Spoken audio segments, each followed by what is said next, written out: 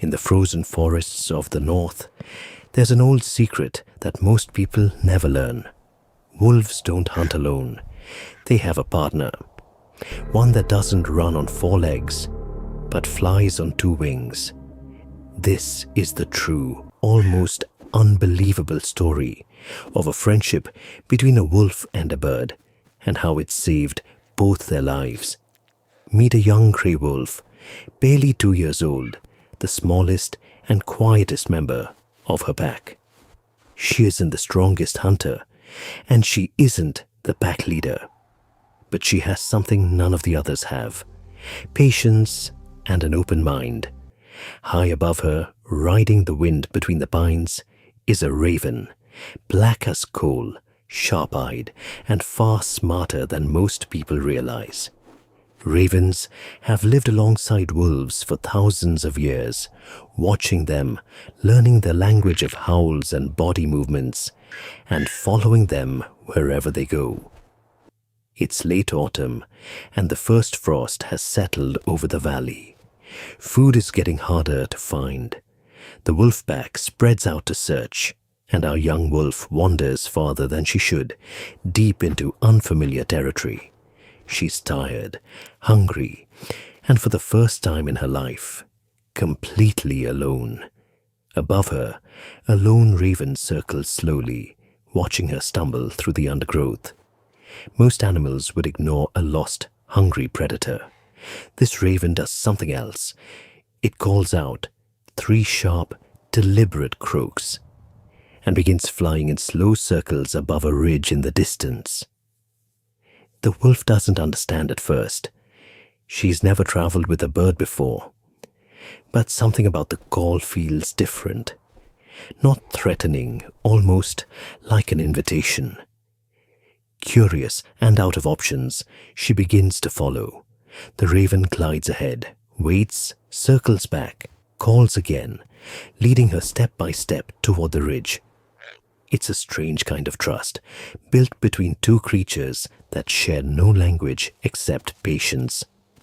At the top of the ridge, she finds what the raven already knew was there: an elk that didn't survive the first hard frost, weakened by age and the changing season. It's more food than she could ever eat alone. And here is the secret arrangement that has kept both species alive for thousands of years. The raven cannot break through tough hide on its own. It needs a wolf's jaws to open the way. So the wolf eats first, and once she's finished, she leaves the rest behind. Meat the raven could never reach by itself. It seems like an unfair trade on the surface, but over a lifetime, it evens out perfectly. The raven finds food faster than any wolf's nose ever could. The wolf gets access to food she might never have found alone. From that day forward, something changes. Every morning, the same raven finds her. It perches nearby, watching, waiting, sometimes even play-diving toward her tail just to get a reaction. She starts recognizing its call from every other bird in the forest. And somewhere along the way, it stops being a transaction and starts looking a lot like companionship. Then winter arrives, and it arrives hard. Snow piles higher than she's ever seen. The pack struggles to find prey, and arguments break out over territory. One frozen night, while hunting alone at the edge of the pack's range, she stumbles into something no wolf wants to find: the tracks of a much larger, much older lone wolf. A wanderer pushed out of his own pack, hungry and desperate, wandering into her family's territory. She freezes. She's outmatched, and she knows it.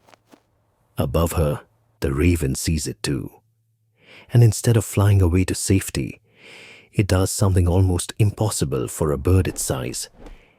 It dives straight at the intruder's face, shrieking, wings flashing, forcing him to flinch and stumble backward through the snow.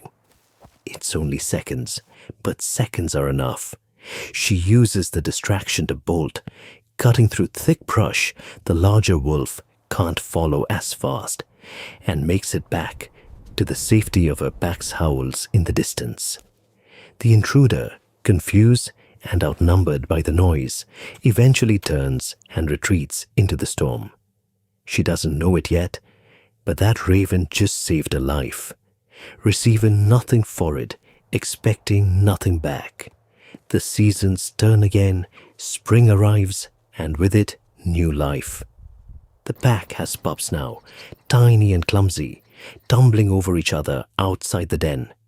And to everyone's surprise, the raven starts appearing near the den too, perched on a branch above the pups, watching over them the way it once watched over her. When a hawk drifts too close to the unguarded pups one afternoon, it's the raven that spots it first, screaming a warning call that brings the entire pack running before any harm is done. Years pass this way. The wolf grows older, becomes a mother herself, eventually a pack leader. And through every season, the brutal winters, the lean autumns, the joyful spring, one loyal shape keeps circling in the sky above her territory, never far, never truly leaving. Scientists have studied this bond for decades, and they still don't fully understand why it exists the way it does. Some call it mutualism. Some call it coincidence, evolution, convenience. But if you ever find yourself deep in a northern forest and you hear a wolf howl answered instantly by a raven's call from somewhere in the trees above, you might start to wonder if the scientists are missing something simpler.